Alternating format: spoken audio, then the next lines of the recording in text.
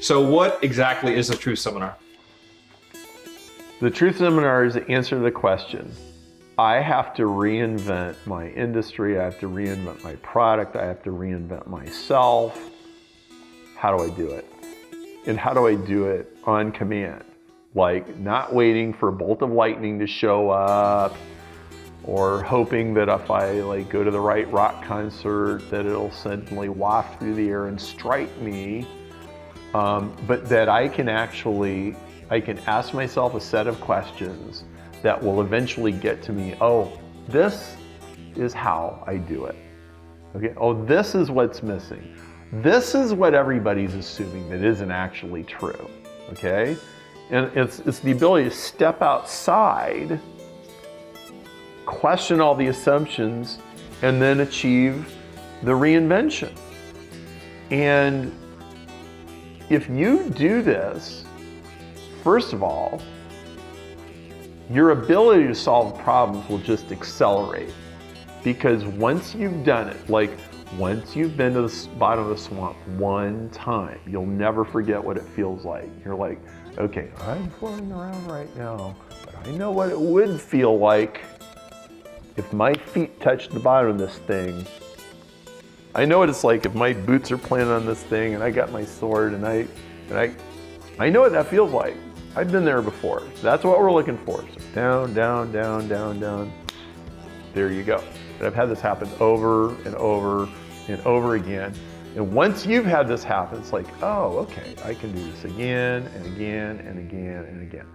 And even just in ordinary daily conversations. I mean, you could be talking to your kids about, some project they're working on, and like, you all of a sudden you just realize, hey, I know she thinks she's got this solved. She hasn't even begun to touch the bottom of the swamp, but like, I got a GPS on this thing. I know where she's gonna get her answer, and you send her in the right direction and she can get the answer. This is like a universal skill set. And I mean, I can name literally a half dozen different industries where I've done this in big ways, and I can name 100 industries where I've done it in little ways, and it's teachable, okay? You're gonna go home with tools in your hands like, this is how I do it. And you can like stick that thing on your wall, or stick it on your desk, or stick it in your desk drawer, and it's like, okay, so here's my GPS to getting to the bottom of the swamp and finding the sword down there at the bottom of the swamp that I didn't even bring with me. And then now I can slay the dragon. So let's talk about Beowulf and why that story is important to this seminar. So most people think Beowulf is just a story you had to read in high school or college. But Beowulf is a consultant. And he gets a phone call, okay? And King Hrothgar's like, hey, I need an RFQ because I got a monster. And the monster comes into my mead hall and it kills all these guys, and the morale is really bad in the kingdom. And so Beowulf shows up and, gives them the quote, and they have dinner, and Beowulf talks about, oh, I swam in the ocean for 14 days and I survived and I killed a sea monster, all the things that consultants are supposed to do. They're supposed to tell about the monsters they slayed and all that. And so, all right, you're hired. He gets the gig. And so he sleeps in the mead hall, and sure enough, Grendel the monster shows up, and Beowulf rips the arm off of Grendel, and Grendel goes bleeding and disappears into the swamp. And everybody's like, yay, you did it. But it's kind of like when you watch a movie and they had a victory, and there's like an hour and 40 minutes left in the movie, like, oh, I don't think we're done yet, right? Well, so, a couple weeks later, Grendel's mother shows up, and she is really upset. And she starts killing people, and then she goes and disappears. And nobody can kill her, like she's got extra magic. So like, well, what are we gonna do now, Beowulf? So Beowulf has to go kill Grendel's mother, and she lives in the swamp. And the swamp, I love the story because the swamp is so bad, it is so awful that a deer being chased by wolves would rather get eaten by wolves than dive into the swamp. Okay, this is a bad swamp. And he's like, I gotta not only go in there, but I gotta go down there and kill this lady. So he takes all his best weapons and everything, and he dives down there. And it takes him a really long time, and he gets down there. And then he starts fighting with her, and he finds out, hey, like my sword that I got from some amazing person and all that, it doesn't work. She's got magic, and she almost kills him.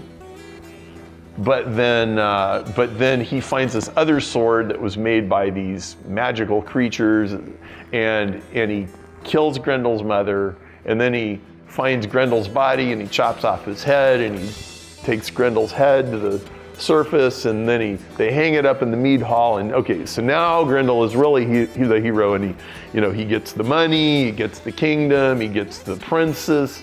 Okay, right. So now, what is this story really about?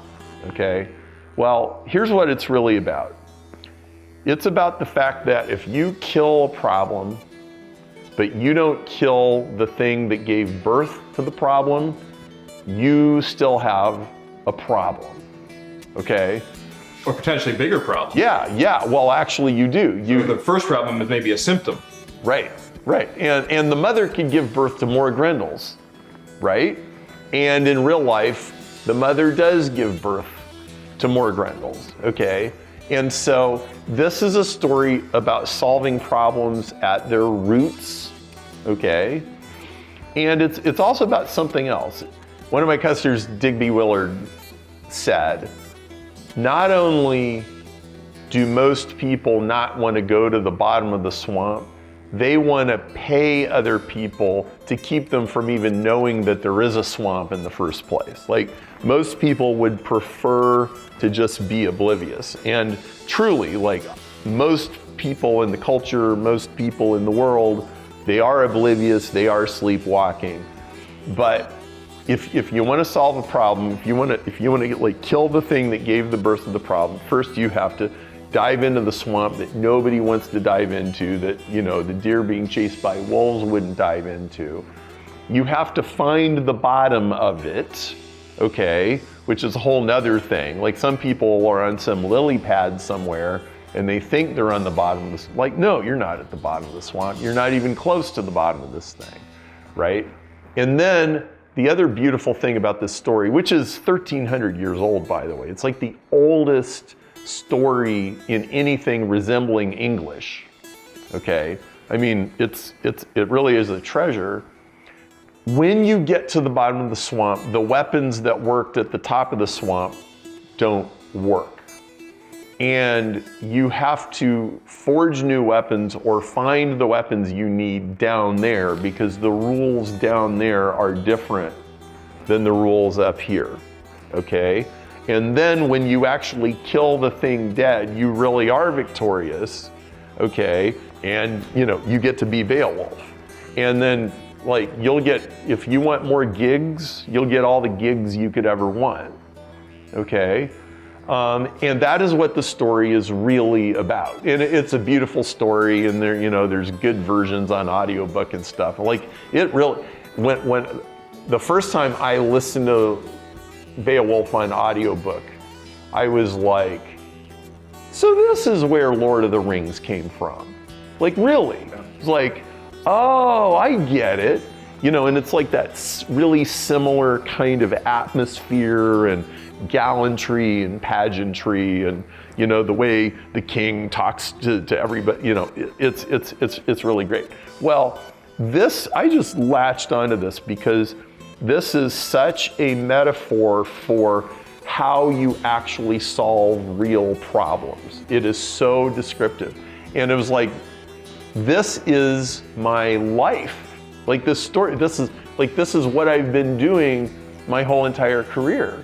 And I started talking about it, it caught on. And so, like, in Planet Perry, when we talk about going to the bottom of the swamp, what are we talking about? We're talking about getting to the roots of a problem, and like even if you haven't quite solved the problem yet, there's a sensation. It's almost like a kinesthetic, it's all like a feeling of like you go down and you hit a surface and you're like, okay, this is where the real stuff is, okay?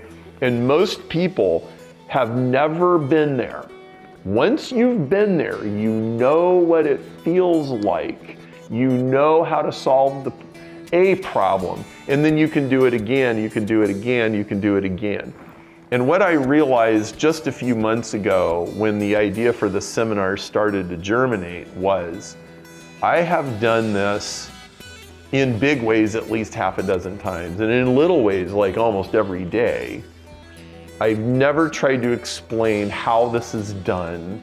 I've never like turned it into a formula that you could explain. A year ago, I had a very similar feeling about Rosetta Stone. It was like, okay, in my mind, I have a whole framework for how you solve marketing problems and value problems in businesses, how you do network effect, how you do 80-20, how you do traffic, how you do conversion, how you do economics. And I said, okay, it was like January, and I said, all right, by May, I can have this all fleshed out. Let's do a seminar, put it out there, clock is ticking, pressure's on, Perry, go figure this out. I did. It was a fantastic event. People are still talking about it. And now it's like, it's the same idea, but it's a completely different subject this time. And so this is what I've done my whole career, and now I'm just realizing I know how to explain it. So let me ask this. Are they questions about, you have to ask the question about this topic, you have to ask the question about that, you have to ask the question about, do we at least know what buckets these questions will be aligned to? Well, some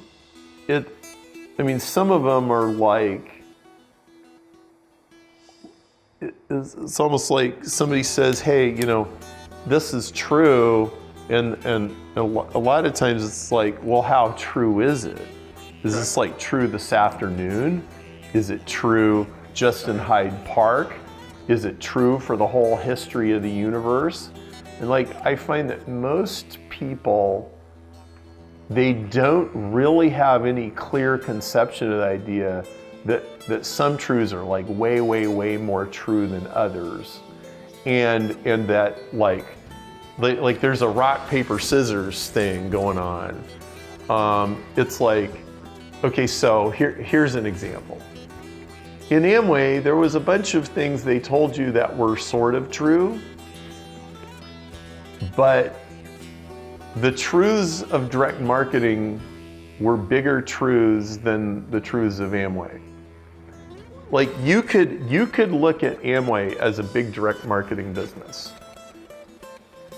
You could do traffic conversion economics. You could do, phone call, books, tapes, and seminars. Well, that's just information marketing.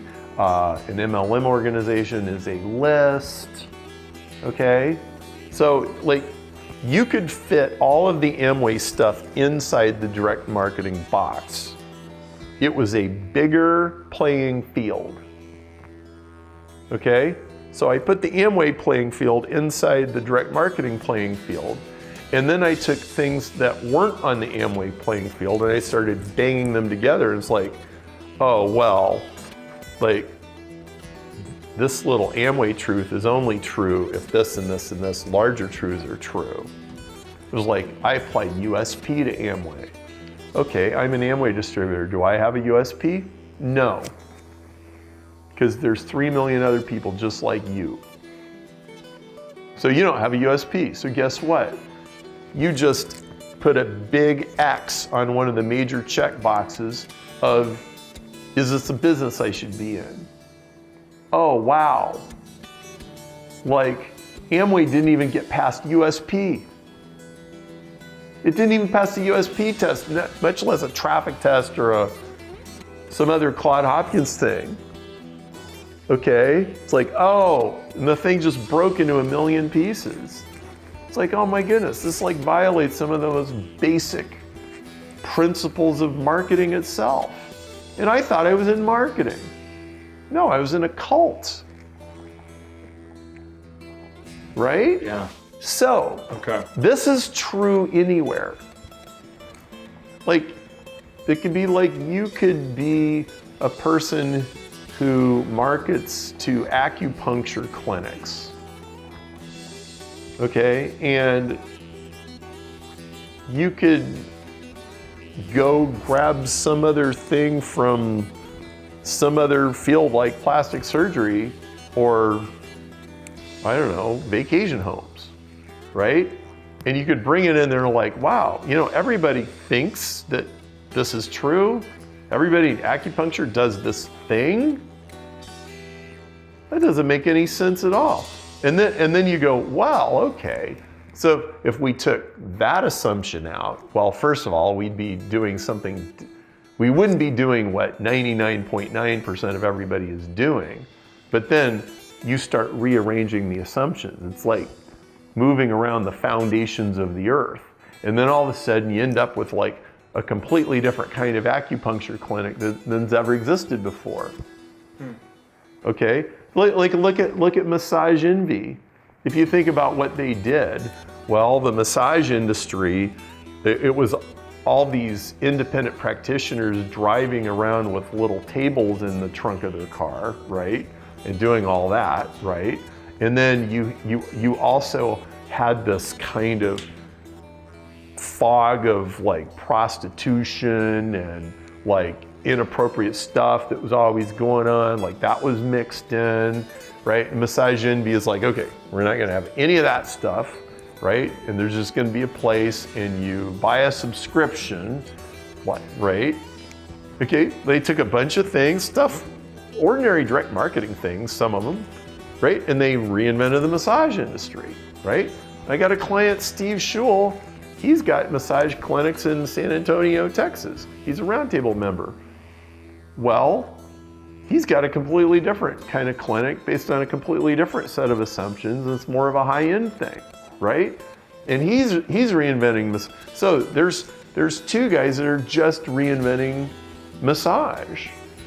Well, reinvention is a learnable skill. It's not just something that people with a 10 alchemist on the marketing DNA test can do and nobody else could do. It's not just things that, oh, you know, Elvis can reinvent rock and roll and the Beatles can reinvent pop music and Michael Jackson can reinvent that, but I couldn't reinvent anything. Yeah, you can. Sure you can. You just have to question assumptions and you have to know how to do it. And you have to know how to do rock, paper, scissors when you collide industries together, because that's what's going to happen. And you have to know, oh yeah, this supersedes this. So you have to have a framework for making that decision. And then I promise you, there's going to be people, they're going to be just blissfully lost in outer space for weeks after they come out of the seminar. And I'm like, they're going to be like driving down the road like, oh, I can reinvent that. Oh, what do I want to reinvent? I mean, yeah. Hard part is going to be choosing, sounds like. Yeah. So let's talk about this. So why do people incline to not want to go to the bottom of the swamp? Why are people so averse to truth, especially when it comes to something which feeds the kids, pays the mortgage? Why are people so averse in your thoughts? Well, because you can die. I mean, that's why, okay? And actually, a lot of times the enemy is going to the bottom of the swamp is they are paying the kids in the mortgage. And the way most people are operating, they're like, well, you know, I only go to the mead hall once a month, and, you know, Grendel only shows up, you know, every couple months or so, and he usually only kills one or two guys, and probably it's not going to be me. I've noticed where he usually eats the guys, and I sit over in that other corner, so I think I'll be okay. And like, they don't really want to deal with it, okay? And then also, when you're dealing with your, most cherished beliefs and assumptions and everything, like, you just naturally protect those. So a great story about this is my multi-level marketing, pink Kool-Aid, Amway days, okay? And so, I got into that when I was 21, and,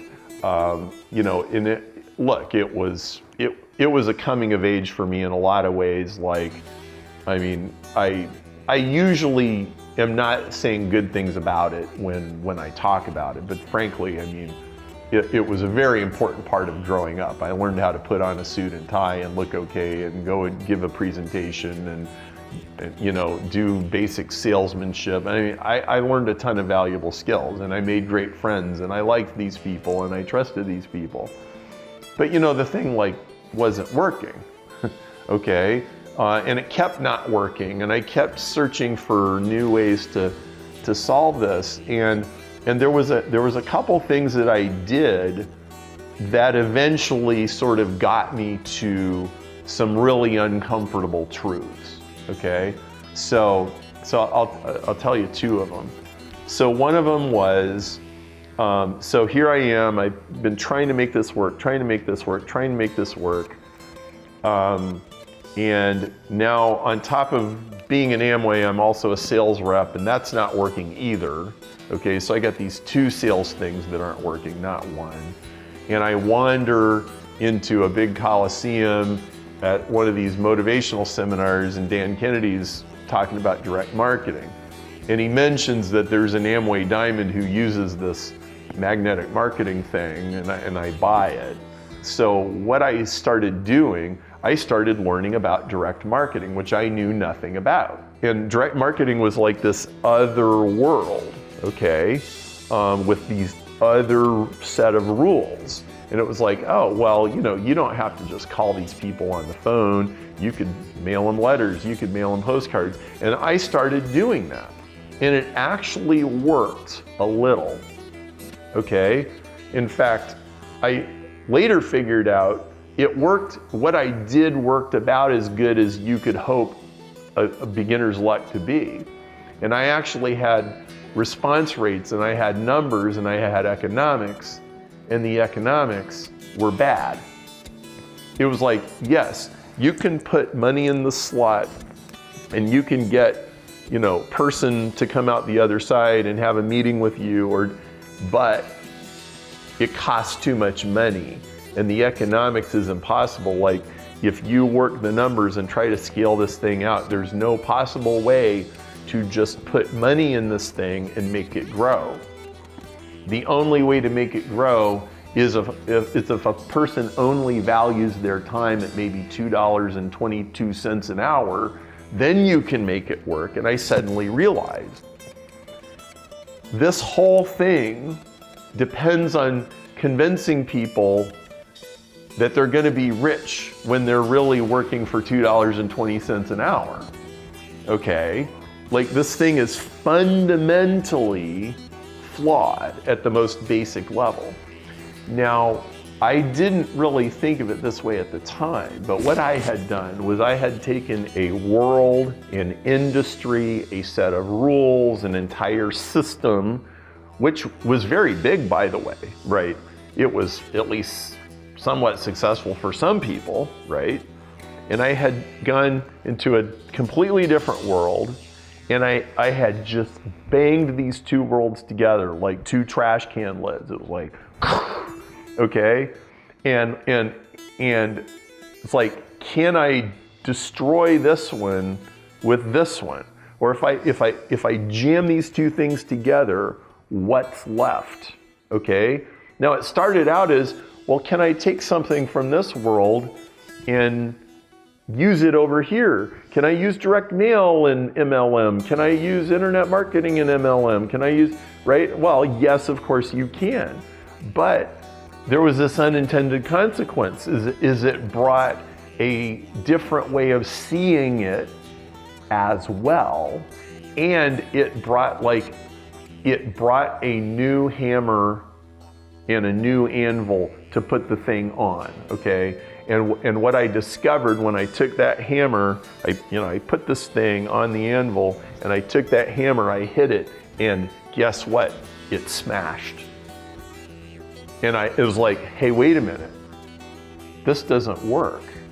Or this does not work the way I thought it did when I look at it this other way. Like if this actually worked the way they say it does, people with a whole lot of money would just pour money into it, and then they would get a big return. But you can't do that. So why can't you do that? Oh, okay. And all of a sudden, my world got bigger. Okay, and then not only that, all the stuff that I had learned when I left MLM and I went into direct marketing, I took everything I had already learned. Much of it was very useful. And now I had it in a superior set of tools. Okay, it was like this thing broke on the anvil, but all this stuff over here, I could put this on an anvil and I can pound it hard. And of course, I've been pounding on that anvil for that last 20 years. We've built multi-billion-dollar businesses on that anvil, and we've created best-selling books off of that anvil. And okay, so like, anvils are good, okay, but do you have the courage to question your assumptions? Do you have the courage to put that thing out there and see if it'll break? Because the best thing you've ever learned is like, oh, well, this piece broke, this piece broke, this piece broke. But you know what? That other part right here, that's still intact. Let's use that. Because how are you going to make things that last? How are you going to make things that last longer than you? Okay? Now, some people don't even care about that. Well, you should. I had a client conversation yesterday, and the client raised the question of, this business that we're doing, could we run this business for like a really long time? 5 years, 10 years, 20 years, 30 years? Could our kids run this when we're tired of it? And I said, well, this particular part of your business, I don't even know if it's going to exist in 10 years. But if you do it right now, you can probably sell the thing for $50 million 3 years from now. And that's certainly worthwhile, because like what you have here is really good. Well, that's good enough, but you know what? The reason that there's a chance they can sell that thing for $50 million someday is what it is right now is solid at the core. 10 years from now, the technology might change, the markets might change, but for the foreseeable future, that thing's gonna be just fine. In fact, if they stay ahead of the arms race, which they are right now, like they're out in front, like they could get a huge payday. Well, you want to build whatever you're building on, like you need to build it on solid principles and solid methods. That's what this is really about. And there can't be anywhere in the world where people are doing more temporary, works today, doesn't work tomorrow, hack, like Band-Aid things together, duct tape, than internet marketing. But what have I done? I've written books that, like, you could go read the Ultimate Guide to Google AdWords 2007, and it would still be at least 65% right now, okay? It would obviously have some shortcomings, no question about it, but at least the basic marketing education that we put in that book, it's still good, okay? Now, how many people can say that? Well, I think I learned this by, banging these worlds together. And what I've started to realize is this is a skill to be cultivated. This is something that can be taught. And this is really something that's intrinsic to Planet Perry. This is what we are trying to do. Your mission, should you choose to accept it, is to build something that is really solid at its core so that you don't have to build it again next year and build it, because that gets really old really fast. And exhausting. And yes. And treadmills and gerbils on a treadmill. You know, Solomon said there's nothing new under the sun. Most people have no idea what he meant by that. Like, a lot of modern people would literally sneer at that. Yeah, if he can see all the stuff we have now. Okay, they don't understand what he meant. So let me give you an idea of what he really meant. So, Ultimate Guide to Google AdWords, we've got all these little sidebars throughout the book with, you know, Uncle Claude Hopkins, 1918, you know, 100-year-old book. Everything that works in Google AdWords works because it conforms to scientific advertising, okay? Like, Facebook didn't invent lookalike audience and all that. Reader's Digest was doing it in 1965, okay? Now, if you can learn, if you can look at a tool that somebody's using and go, I know the tool behind that tool, and I know the tool behind the tool behind the tool. It's almost like I know the tool engine. I know the engine you use to make all those tools. Oh, I get it. Then you have this higher view of everything. You have a deeper view. And it gives you an ability to very, very quickly figure out which tools are going to last a long time, which ones are just going to be flashes in the pan.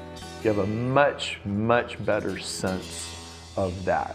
And it makes you much better at picking good horses. Like, okay, that one's going to last a long time, right? And so that's very powerful. You know, if you pick a horse that you can ride, I mean, I'm still riding the Google AdWords horse 17 years after I started using it, right? I'm still getting leads every day from that, right? There's lots of people, they picked things that were a lot more sexy and they're gone. They don't work anymore. They're totally obsolete. There's also another thing that I try to do is if you are operating with the sort of primeval foundational set of tools and you know how all the other tools are made from them, you can actually communicate to multiple groups of people on multiple levels all at the same time. So like when I write emails, because everything I say is wrapped around really core principles, I can say something to a beginner that tells them this little mechanical thing to do next, but I say it in a way where the Jedi Master recognizes the truth of it and they want to still listen because they like the way I reframed an old thing. So I hold the attention of the new people and the old people at the same time. This is why I have people on my email list that have been there for 15 years and they're still reading my emails every day and they got bored with everything else. I like the saying, if you need a new idea, read an old book. It's why I have the whole pre-Gutenberg thing. Because all the original ideas are already back there. One of the things I've noticed is that the absolute most competent, most cutting edge, like samurais in business or other fields that I know, most of them have a background of studying classic core literature. Dan Sullivan, for example. If you go peel the onion on Dan Sullivan a little bit, strategic coach guy, you'll find that he's educated on the great ideas and the great works of literature. And so it's like he has the foundation, and you can build it. Like if you have the granite and you have the limestone and you have the wood, like you can build any building you want. You can build an English style, you can build a Tudor, you can build a Frank Lloyd Wright, you can build anything you want if you have the right raw materials. And like this kind of thinking is so desperately needed because most people are absolutely obsessed with literally nanosecond, what is the latest. And most of the time, the latest thing isn't even true. I don't have any idea how much stuff you hear on the news, like how true it actually is. It's just the only thing you hear, so you assume it's the truth because there's a vacuum, right? Like in the absence of anything else, you just go with whatever they told you. So this is incredibly powerful. You know, as I study people who radically influence the world, you know, like if you go study Martin Luther King, you know, the I Have a Dream speech, he's basically channeling the Old Testament prophets. What's an Old Testament prophet? It's the guy who hears the fingernails on the chalkboard that everybody else seems to be oblivious to, okay? And then they have the guts to stand up and say something. What's Martin Luther King doing? He's standing up and stating the obvious. That's what the I Have a Dream speech is, except that it wasn't obvious until he said it. And then suddenly it was like, right? So I think we'll have world changers coming out of this. And I got a good track record for saying something like that. I know people say things like that all the time. 5 years ago, nobody even remembers the seminar. People remember seminars I did 5 years ago. People remember the Richard Koch seminar. We still sell it for $7,500. People, we're still minting millionaires out of that seminar, or you know, multi-millionaires out of that seminar. I mean, I know for a fact that seminars produced, you know, well over $1 billion of new business, and we're only 4.5 years out. Give it another 5, get another 10. You know, Glenn Livingston says most people overestimate what they can achieve in 1 year and underestimate what they can do in 5. How about 20? How many seminars are you going to where the people putting the seminar together are actually thinking about the next 20 years? I am. So here's a question I've got. So it's particularly in internet marketing. There is an obsession with blueprints, formulas, funnels, and we know in part that we've got to be measuring along the way. Right. How do you know you got the right formula? What is different about, we're talking about with the seminar and the formula you discovered? What's different about that than, say, some other formula? So I get the saying, the center is the edge. It's like this kind of Zen-like truth, okay? So let me explain, what does that mean, okay? What it means is, if you have something that's working, the center is like having the absolute right understanding of why it works, how it works, what the principle is, all that kind of stuff. If you fix that, like if it's mostly working, but you get it working perfectly instead of kind of doing a gunny sack race, okay? If you get it working right, what will always happen is the edge of what it can do will get bigger because you got the principle right. Let me give you an example of center is the edge. All right, so apple falls out of a tree and Isaac Newton figures out that kind of physics, okay? And then Einstein comes along and he's like, well, that's all kind of right, except when you get to these speeds and these sizes of things.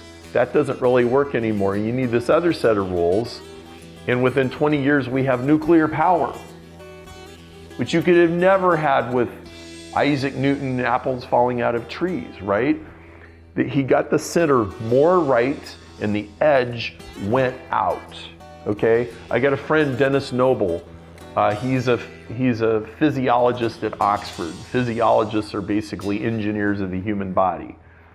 In 1960, with punch cards on a mainframe computer that he begged and borrowed from the computer guys in the basement of the university, he figured out how the rhythmic mechanism of the human heart actually works.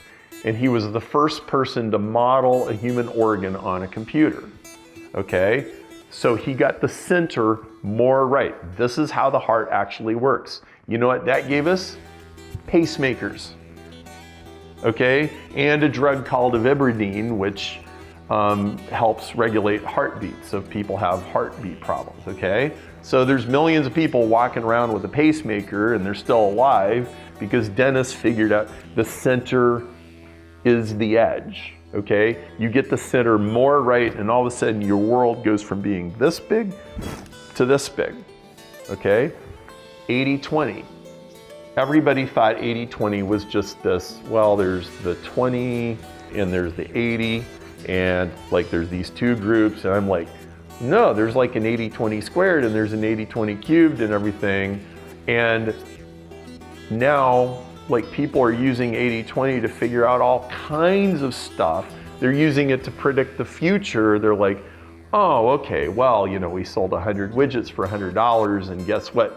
We know how many $5,000 widgets we could sell. We know how many $50,000 widgets we could sell, and we haven't even built them yet, right? The center is the edge. That is what this is about. And so like when I do a consultation with anybody about anything, I'm always sort of in the back of my mind, I'm always looking for, okay, so they've given me this thing here, but what I gotta do, I gotta put it on an anvil, I gotta start hammering it until I find out like what is the unbreakable center of this thing. There's a whole bunch of this thing that's all squishy and it could come, it could stay or go, you know, we could take it or leave it, but like what's really going on here? It's like this is what I'm always doing. And if you do it right, you can make huge amounts of money. The little business or the medium-sized business or the big business that you're working on, it suddenly actually works. So like, I'll give you an example. If you log into PayPal, PayPal is going to try to get you to use Loan Builder to get yourself a loan through PayPal, okay? Well, Loan Builder was born in Planet Perry, and Ed Haricki, we were working on that 6 or 7 years ago, actually. And he came to a 4-man intensive, and he had this business, and they're doing loans through credit cards, basically. Well, anybody in any kind of small business, if you've ever tried to get a loan or a line of credit, like you can't get one. Ever tried going to the bank and like, hey, you know, I got this small business and I need some money. They're like, sorry, we don't do that. Like, what do you mean you don't do that? No, we don't do that. And he needed to fix that, right? So he put this together. Well, all right, so he got to a certain point. It was like, okay, so if a person fills out all this paperwork and sends it in, 3 days later or a week later, we can run all these credit scores and we can figure out what their interest rate's gonna be and we can make him an offer. Ed's like, that's too squishy. That takes too long. We need to get this down to like minutes. We need to 80-20 their creditworthiness. We need to put this super fast because there are investors out there that'll loan them the money in our system. And so he figures out Loan Builder, and Loan Builder was like this, I mean, I don't know if it's 3 minutes or 30 minutes or 3 hours, but it's like really quick, okay? Well, PayPal came and bought it for like a bunch of money, like a big boatload of money. And now it's everywhere. It's turning into a household word.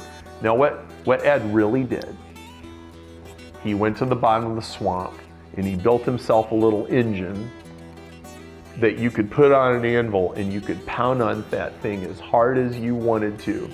You could send 10 visitors an hour, 100 visitors an hour, 1,000,000 visitors an hour, and that system could figure out, oh, is this person a good credit risk? And then people with millions and billions of dollars could go, okay, yeah, we'll loan you money anytime you give us somebody that meets the qualifications. Yep, we'll give you money, we'll give you money. And Ed's like worth, I don't know how many millions and millions of dollars now because he did that, okay? That's what I'm talking about.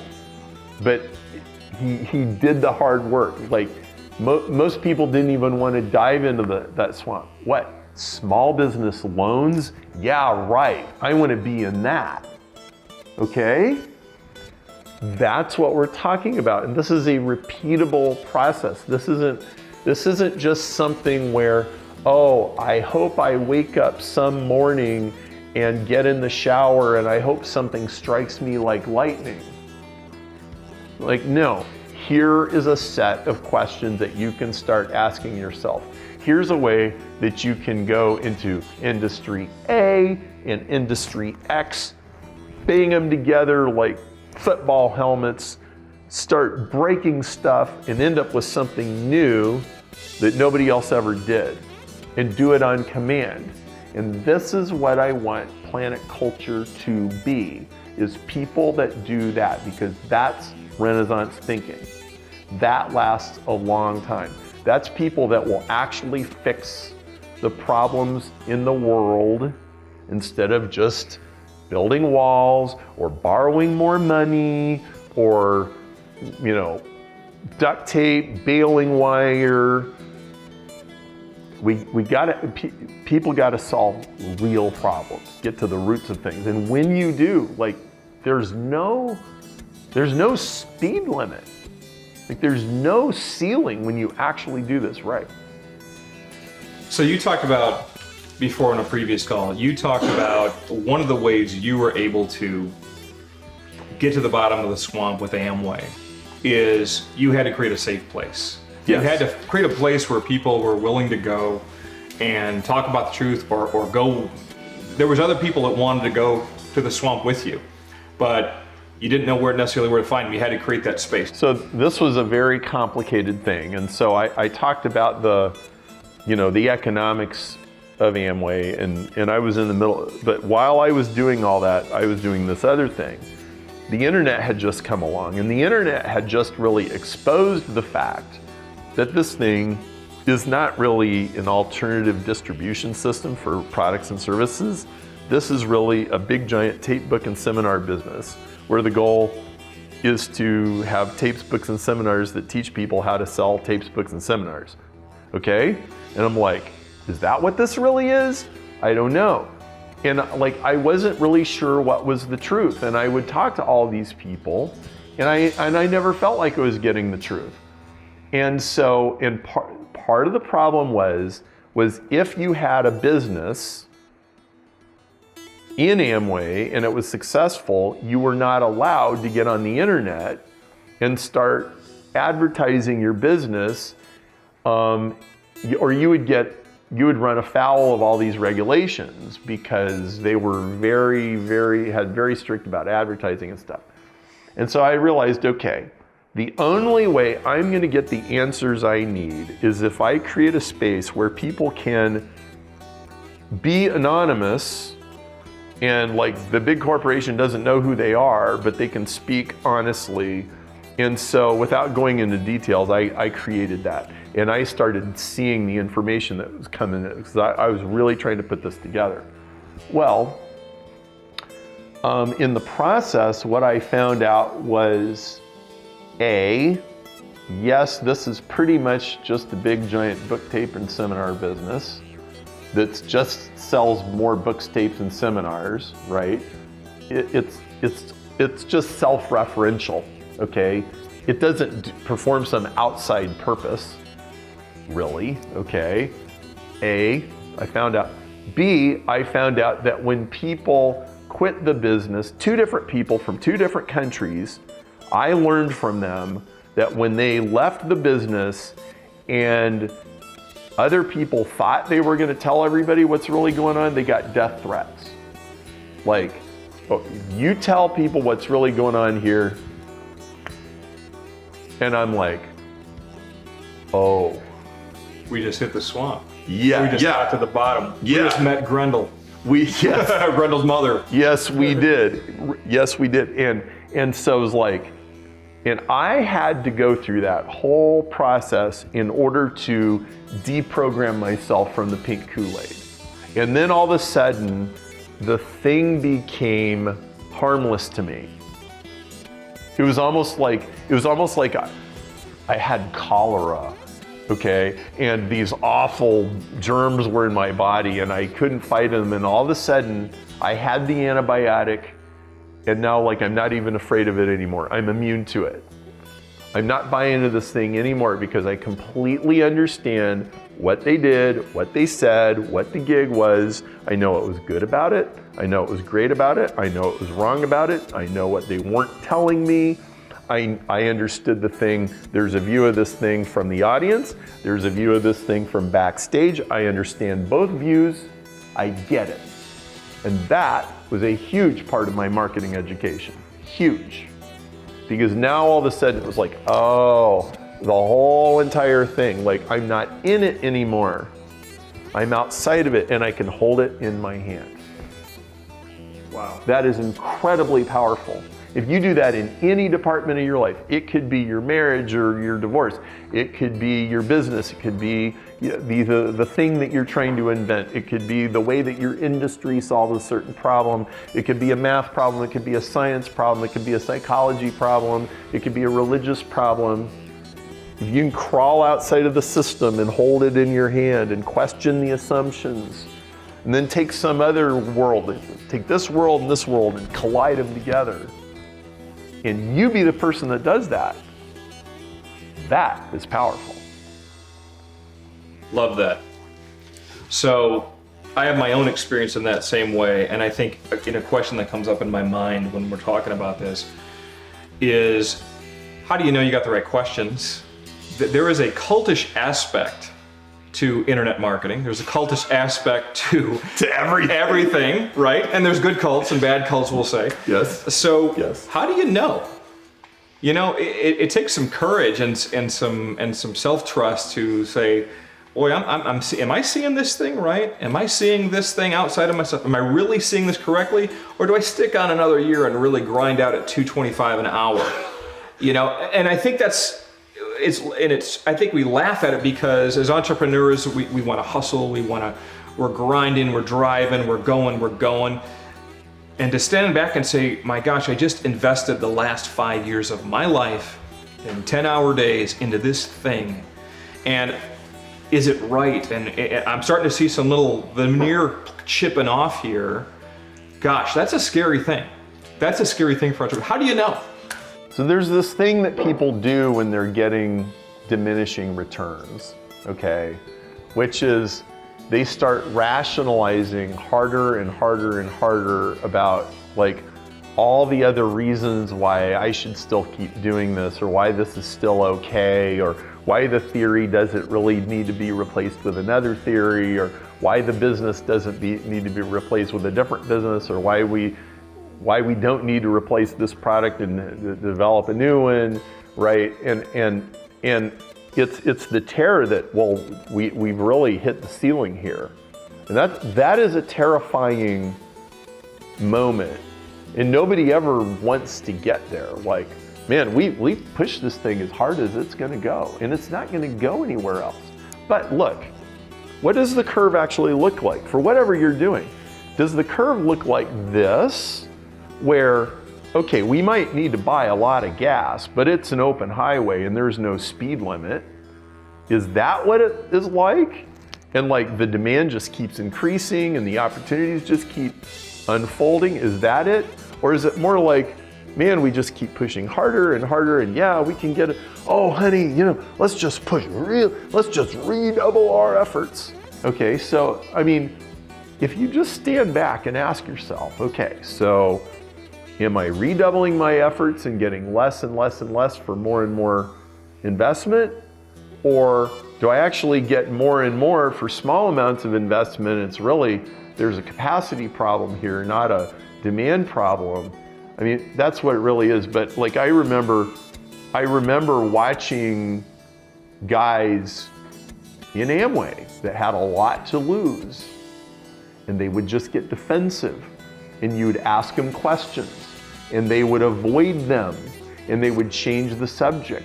They would call somebody a name, or they would, or maybe they might be more polite than that, but they're like, oh yeah, well don't pay attention to pay no attention to the man behind the curtain. You would get that sort of thing. So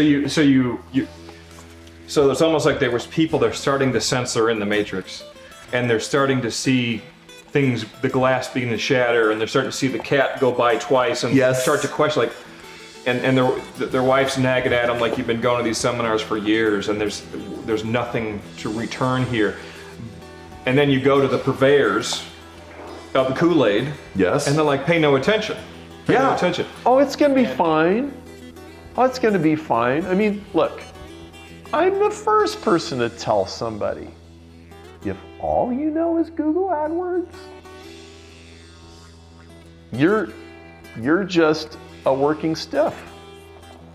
Okay, now, if you're really good at Google AdWords, you make money for the rest of your life. It's like being a dentist or a doctor or an attorney or an engineer. Fine, okay? But if you want a breakthrough, okay, that was like 12 years ago. Not now, right? Marketing is largely commoditized. It is, okay? It's necessary, but it's not sufficient. If you are in a land of the blind, man with one eye gets to be king industry, and like, I don't know, if you're a plumber or something, you might not need to reinvent plumbing or anything. You might just need to be good at Facebook or good at Google or good at some traffic source, and you'll be fine. But if you're in most markets, you're gonna have to solve a problem a lot more fundamental than writing a headline or getting some clicks, okay? Because otherwise, ho-hum, so what? We've seen that before. I can get that anywhere. Like, you need an edge. And the only way you get to an edge is the center. You get the center more right, and then the edge moves out. And you'll create an entire new industry. How many industries did Einstein's E equals MC squared thing create? How many industries did Dennis figuring out the heart rhythm create? There's literally billions of dollars of industry that now exists because of those two things. So I have a very interesting friend named Emerson Spartz. Emerson is a multimillionaire at age 31, child prodigy, built the world's largest Harry Potter fan site when he was 12, kind of a polymath, and basically right now he reads a book every day, and he travels around the world to learn anything he wants to learn about, and like, this is what he wants to do with his life right now. And so he's always going into all these different disciplines because he wants to learn about something. Like, oh, I want to learn about neuroscience. Why don't I like buy 46 books about neuroscience and go to some conferences? And it's like, this is what he does. And then he'll get bored with that, and then he'll be on to the next thing. And this is what he does. So I talked to him the other day, and he says, Perry, I've noticed something really interesting. He goes, when I go into a new field, I have to figure out, okay, so who in this field knows what they're talking about? And so I've got to figure that out. And then I start reading all this stuff. And then I'm listening to all these specialists talk to some other specialists. So if I want to learn about neuroscience, like, then I got to learn a little of that lingo and then read all these neuroscience guys, and they're all writing books that each other reads. And he goes, So I'll spend like 20 hours learning about neuroscience. And he goes, and then at some point, I'll find somebody that I call an explainer.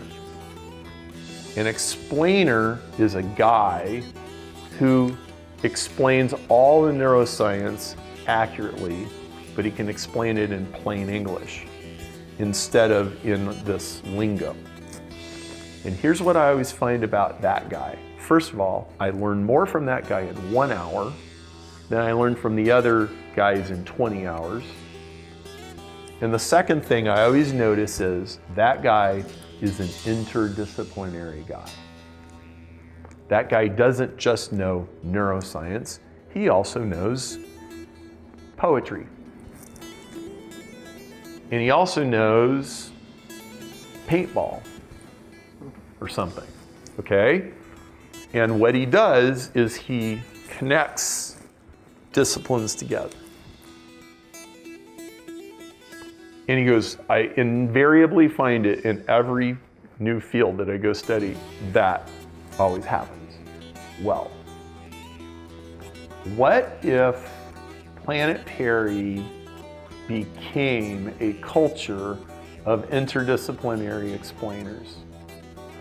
So I'll give you an example of this. When I announced the Evolution 2.0 prize, $5 million prize at Arizona State University in 2017, I was invited by Paul Davies, who's a fairly famous physicist and best-selling author. And he set up this meeting between me and a bunch of his postdoctoral grad students. And I'm sitting in this room, it's like there's biologists and chemists and physicists and like all these different people in all these super specialized fields. They're doing cancer research and stuff. And for about 15 minutes, I'm totally intimidated. Oh, what did you get yourself into? But I started to notice something as everybody went around the room and they're all explaining what they do. They were all explaining what they did in plain English. And that's the culture of the Beyond program at ASU. It's exactly what Paul Davies was trying to create when they recruited him and he started that program. He's like, we want a program that explores the bleeding edges of where science and philosophy collide. And we're going to bring these people together. And it was clearly a value of the program that instead of impressing everybody with their jargonators, okay, that instead they explain it in plain English. And so we had a 1 or 2 hour conversation in plain English about all these different things that everybody in the room was working on. And after about a half an hour, I was like, man, this is like my tribe. I love these people. I could come here and do this. I mean, I'm not going to. I've got, I can't go be a grad student right now, okay? But that's what I'm talking about, okay? And the best breakthroughs always come when you bring fields together. So for example, Paul is a physicist, but he got a grant and a request to start working on cancer research. Well, you wouldn't ordinarily ask a physicist to do cancer research, but what he has the ability to do, he's a very accomplished scholar, is go walk into a field, because Paul is an interdisciplinary explainer. Okay? And he's been straddling the science and religion divide for literally 30 or 40 years. And he's also he's on some government panel for what do we do if the aliens show up? They do think about these things, right? So they got some response team of they got this all fit. So he's an interdisciplinary guy, right? Well, so they hire him to do cancer research. Well, a person like that knows how to walk into a industry, a discipline, a field, a what have you, and start asking really basic questions. Find the bottom of the swamp. What is everybody assuming is true? Is this really true? And they're coming up with answers that are different than probably, all of these cancer research echo chambers that, probably a lot of other schools and laboratories are doing. And, even just reading a little bit about that, I could clearly see he was approaching different lines of thought, different lines of questioning than everybody else. If you look around at the real luminaries in the entrepreneurial world, Seth Godin is an interdisciplinary explainer, and so is Dan Sullivan, and so is Dan Kennedy, and so is Jay Abraham, and so is Claude Hopkins, and so is Eugene Schwartz, okay? Well, most people assume that you have to be born with some gift. No, I think you can learn how to do this. And every time you add another world to your wheelhouse, you add a whole dimension to your functional intelligence of whatever it is that you do.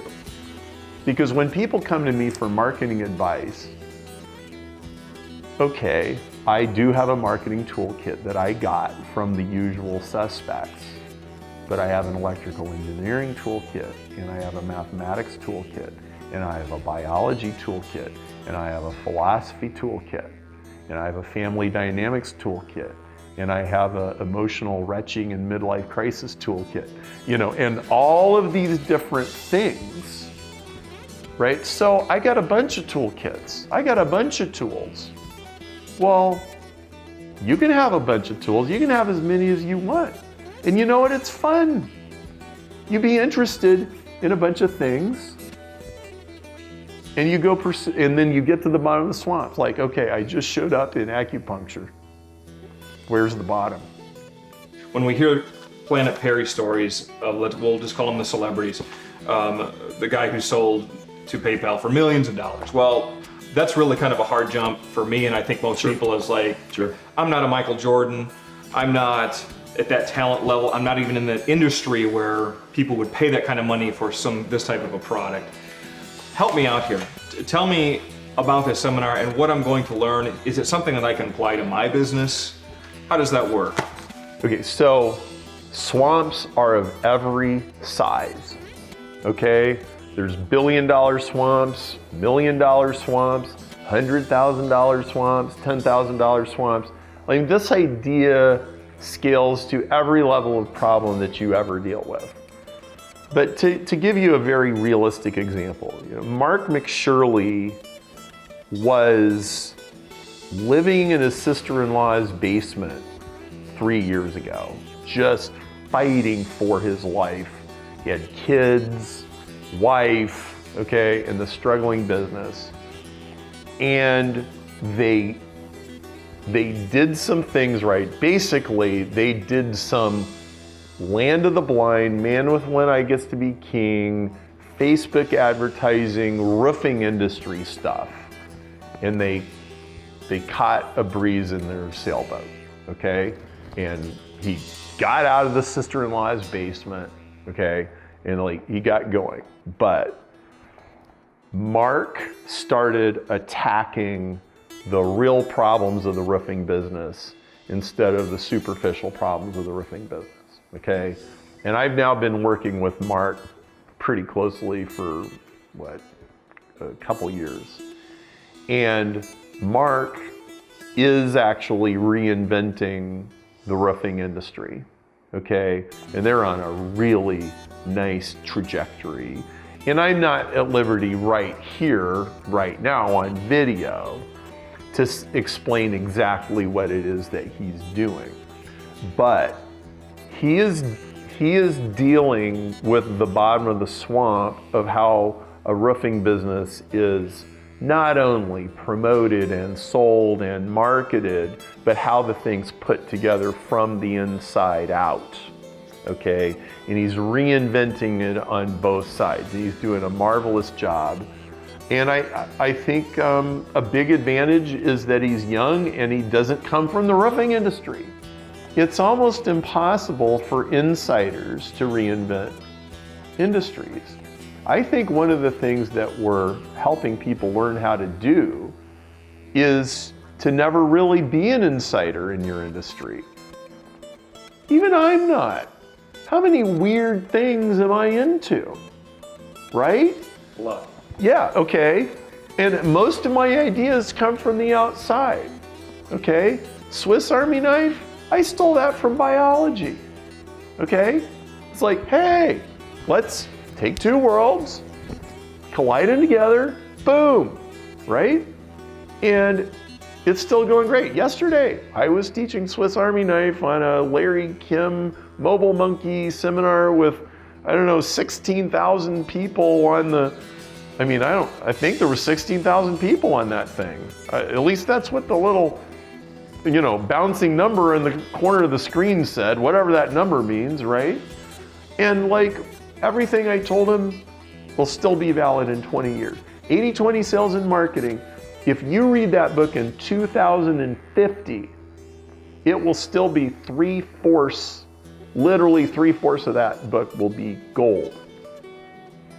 I bet there will be some domain names that don't work anymore, but the concept itself will be solid. Now, my question to you is, do you want your work to stand the test of time that way? I saw a great documentary about gigging musicians, and this guy made a great statement. So these are all session musicians, like, Billy Joel is Billy Joel, but who plays for him?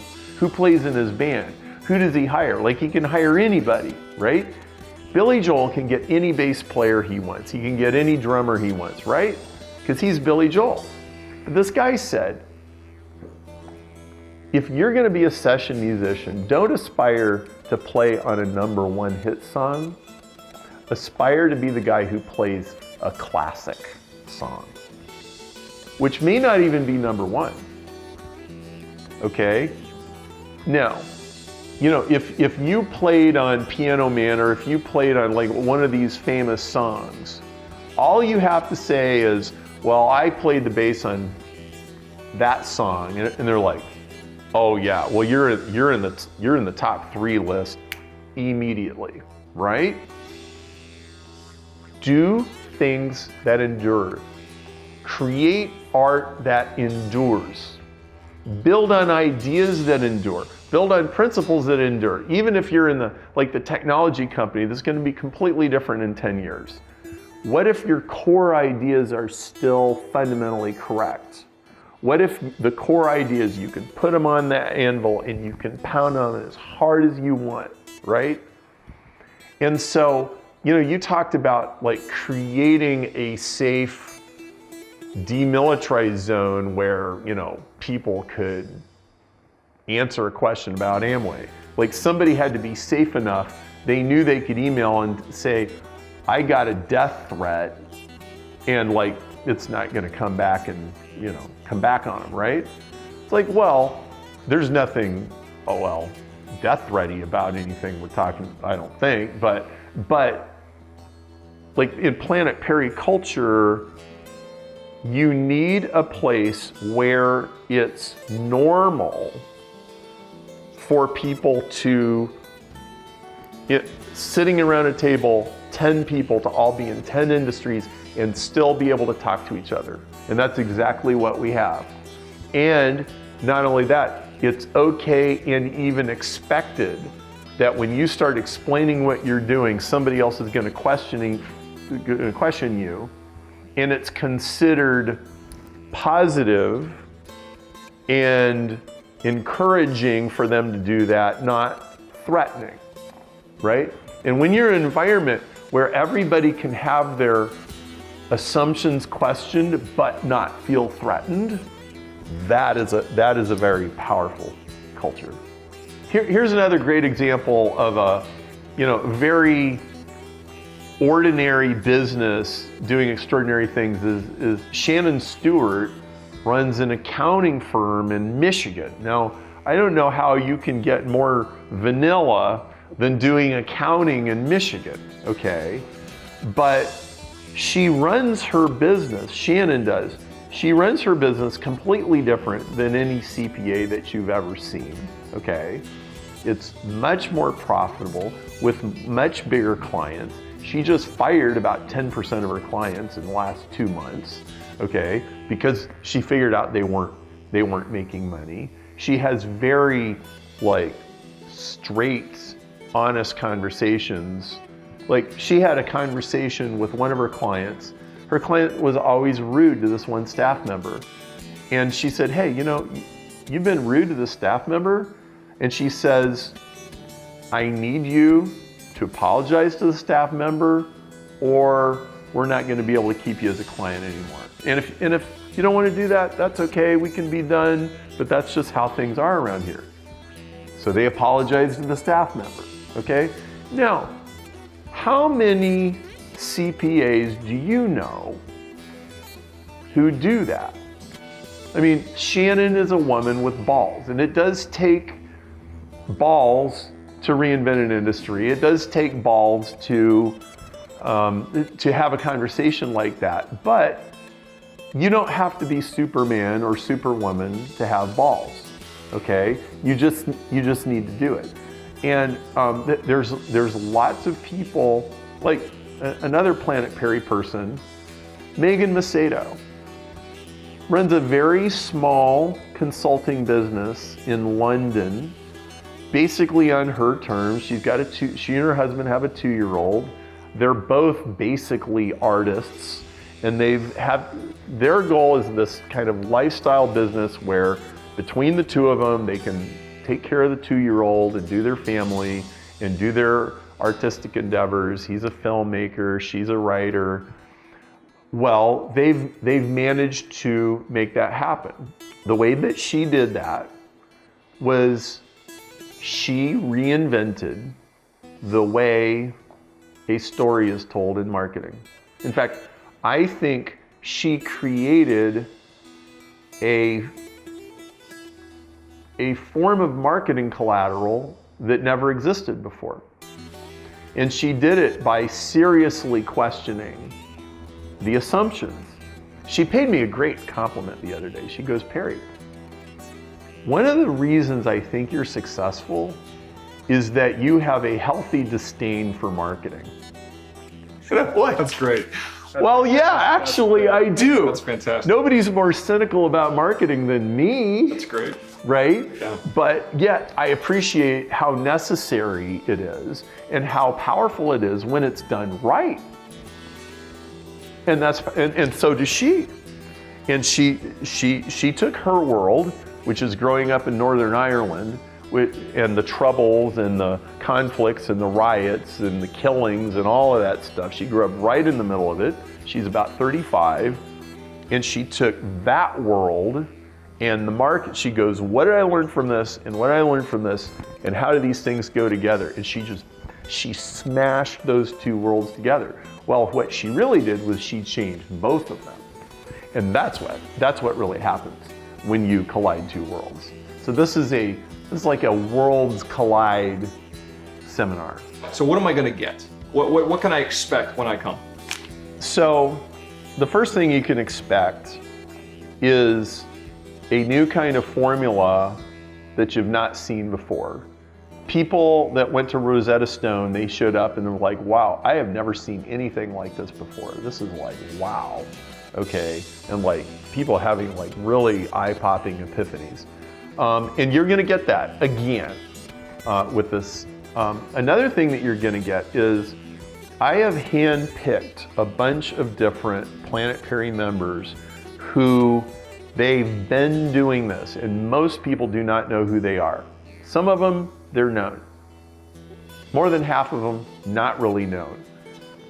What did you do? How did you do that? And yes, there will be presentations and stuff, but there's also going to be a lot of like, I'm Charlie Rose and I'm just sitting down with people and really pulling the story out of them and helping them see how this goes together. There's going to be some live working without a net swamp diving, okay? Like, okay, so here we go. How do we do this? right? How do we solve this in real time? No net, no debriefing beforehand. We're going to do some of that, and we're going to do some facilitated networking. We're going to make sure that people are able to connect with other people, and what I'd like you to consider is ask yourself the question: so what kind of people would go to a seminar like this? Well, those are the kind of people you're going to meet. Okay, people that want to make a dent in the universe. I've got 2 lifetime ambitions. Heal the rift between science and religion and start a second renaissance. That's it. Okay, well, I'm working my ass off to put a dent in the universe. And the dent, it's long overdue. The last renaissance was 500 years ago. We need one really soon. Okay, if we don't have one, we're in trouble. Well, you might stop and think about, how many pools and streams do you need to draw from in order to do those 2 things? How many worlds do you have to bang together in order for those 2 things to happen? And who's interested in showing up and hearing how to do that? Okay, well, if a person just wants to learn how to do Facebook, there's 1,000 seminars you can go to learn how to do that. That's not what we're talking about. We're talking about changing the foundations of the earth. That's what we're doing here. And it's okay to be changing the foundations of the earth in your little tiny world, whatever you live in, right? Maybe you're just a writer and a consultant whose husband is a filmmaker and you just want to do it a whole lot better. Great, perfect. But you have to be willing to do it, and it's going to be scary, and you need people around you who can assist you in doing that. So what I'm hearing is whether you're in a pool of a $10,000 swamp or it's a $1 billion swamp, this is not specific to consultants. This is not specific to this widget manufacturer here. This is a universal type of formula that you're applying. Is that right? Yes, and I've done it again and again and again and again. If you look at every book I've written, basically in some way, shape, or form, it's what I did. Even industrial Ethernet, that's boring, right? If you can't sleep tonight, buy Perry's copy of Industrial Ethernet. Amazon will ship it to you, right away, and it'll put you to sleep, right? But it is in its 3rd edition, okay? It's been in print for 16 years, and I explained Ethernet more simply and palatably than 99% of all the other Ethernet books, which are man, that's skullduggery if there ever was. Right, so even something like that, I do things that last a long time. And you should do things that last a long time. Okay, you and your partner Bob. You guys, your video company is successful because you questioned the assumptions of how video is even shot, right? And you were talking about it before the technology even became available to do what you guys now do, right? But you asked the question. If you don't ask the question first, your reticular activating system is not going to notice when the solution, it will be camouflaged and it will go right by, right? Yep. There's nothing more powerful than the right question. Bob and I spent a good 2 years of just constantly asking ourselves, who are we and what do we do? And it got comical at times. That was fun. Oh yeah, but it was us trying to swim to our bottom of our swamp. Yes. I think right now we see the bottom of the swamp and we're just still swimming. I think we finally got to a point oh, there it is. And at least for us, it was content is way more important than production quality. People want to see the story. Now, production quality is very important, but the story is what people love to hear, and that's what they want to get to.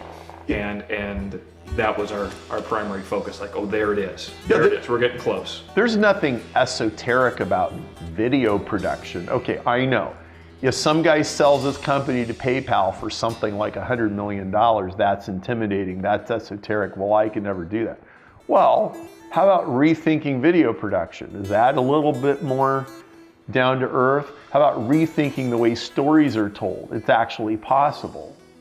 You think it's not, but it is. Watch. So what exactly is the Truth Seminar? The Truth Seminar is the answer to the question. I have to reinvent my industry, I have to reinvent my product, I have to reinvent myself. How do I do it? And how do I do it on command? Like not waiting for a bolt of lightning to show up, or hoping that if I like go to the right rock concert that it'll suddenly waft through the air and strike me. But that I can ask myself a set of questions that will eventually get to me, oh, this is how I do it. Okay, oh, this is what's missing. This is what everybody's assuming that isn't actually true, okay? And it's the ability to step outside, question all the assumptions, and then achieve the reinvention. And if you do this, first of all, your ability to solve problems will just accelerate. Because once you've done it, like once you've been to the bottom of the swamp one time, you'll never forget what it feels like. You're like, okay, I'm floating around right now, but I know what it would feel like if my feet touched the bottom of this thing. I know what it's like if my boots are planted on this thing and I got my sword and I know what that feels like. I've been there before. That's what we're looking for. So down, down, down, down, down. There you go. And I've had this happen over and over and over again. And once you've had this happen, it's like, oh, okay, I can do this again and again and again and again. And even just in ordinary daily conversations. I mean, you could be talking to your kids about, some project they're working on, and like, you all of a sudden you just realize, hey, I know she thinks she's got this solved. She hasn't even begun to touch the bottom of the swamp, but like, I got a GPS on this thing. I know where she's gonna get her answer, and you send her in the right direction and she can get the answer. This is like a universal skill set. And I mean, I can name literally a half dozen different industries where I've done this in big ways, and I can name 100 industries where I've done it in little ways, and it's teachable. Okay? You're gonna go home with tools in your hands like, this is how I do it. And you can like stick that thing on your wall, or stick it on your desk, or stick it in your desk drawer, and it's like, okay, so here's my GPS to getting to the bottom of the swamp and finding the sword down there at the bottom of the swamp that I didn't even bring with me. And then now I can slay the dragon. So when I started consulting, I was doing really basic blocking and tackling kinds of things. I mean, my first course was just a business-to-business lead generation system. Get the leads, get the phone calls, opt-in pages, squeeze pages, things like that, okay? Like really, nothing earth-shattering, okay? But then I progressed, and one of the things I've seen is that as soon as everybody knows the rules change. Okay?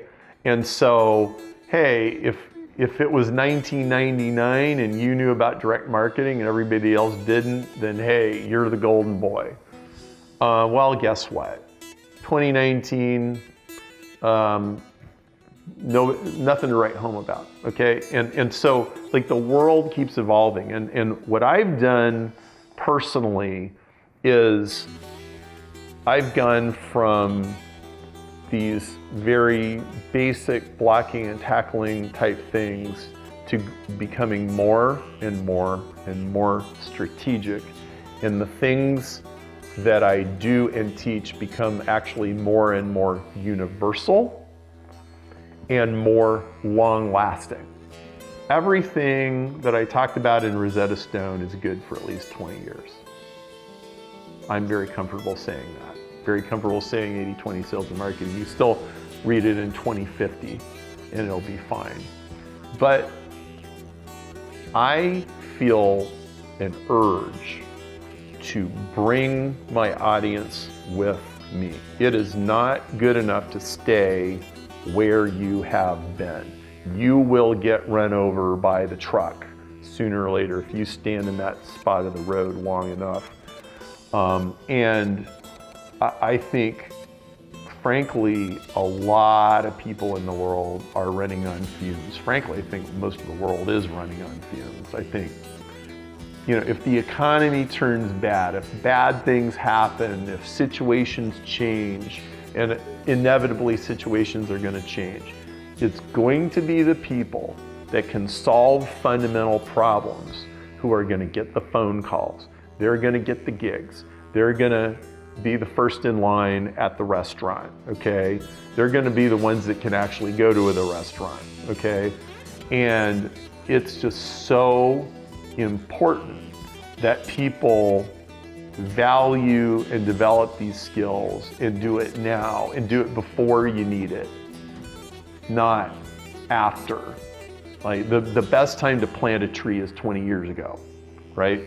And so I don't have any question that, like, you as a participant in the seminar, you're going to come with a set of fairly mundane but still pressing problems, and you'll be able to solve some of those problems, and you'll move forward.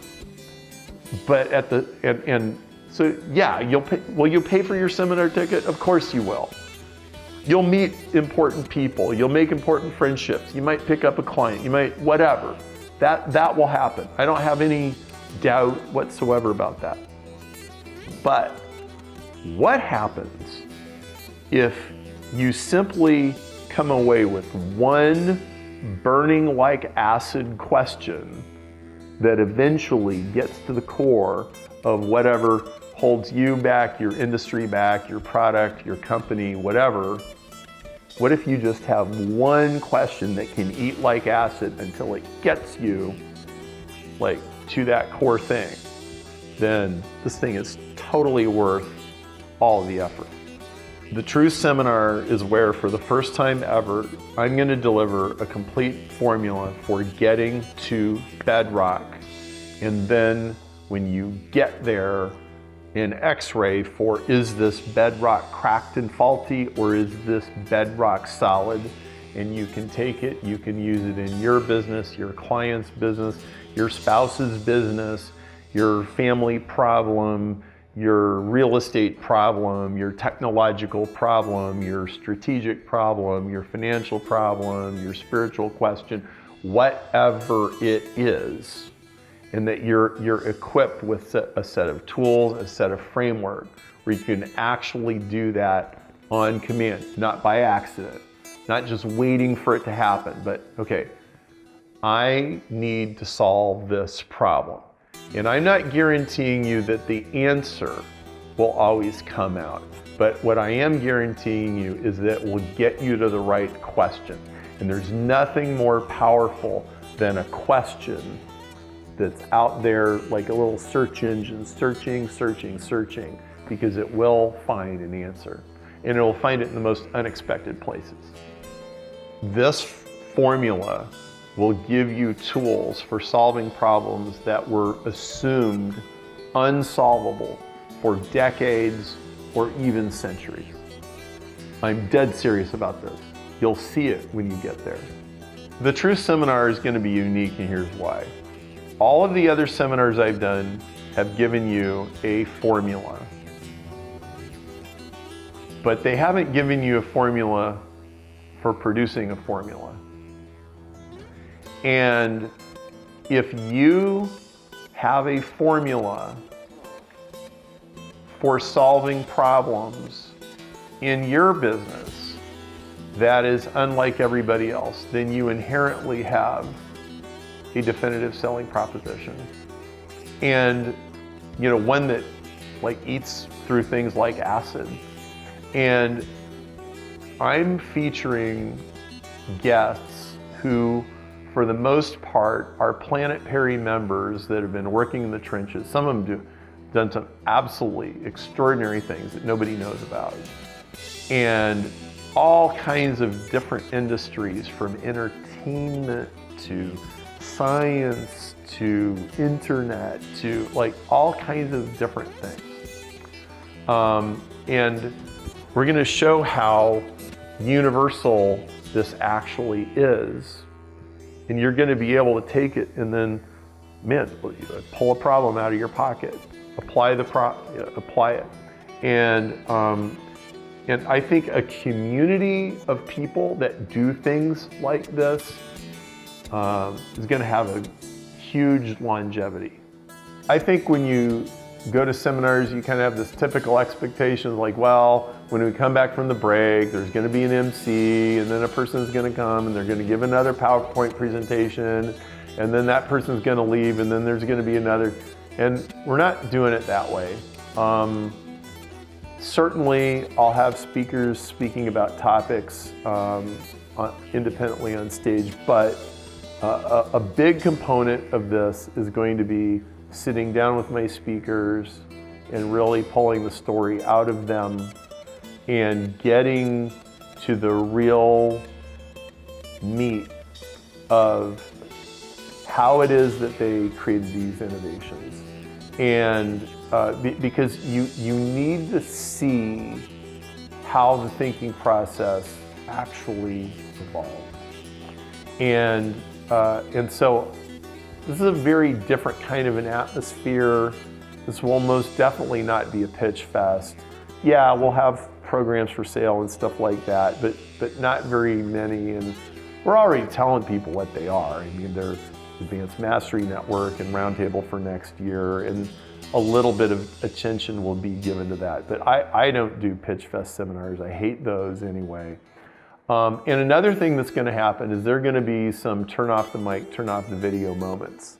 So yes, we will be selling a live stream, and you can attend remotely if you want to, but you will miss some of it because when the speaker's asked to turn it off, like we're turning it off, and we won't be recording it like, oh, we really are recording it, but we're just making it look like we're not. No, like they will be sharing some confidential things that need to not leave the room. And you'll hear them, and like that's pretty core stuff. So I'm really looking forward to it. I can tell it's going to be a great seminar because I'm already daydreaming about it all the time, even when I'm not necessarily supposed to. That's always a good sign. And like the juices are flowing on this thing. I'm really excited about it.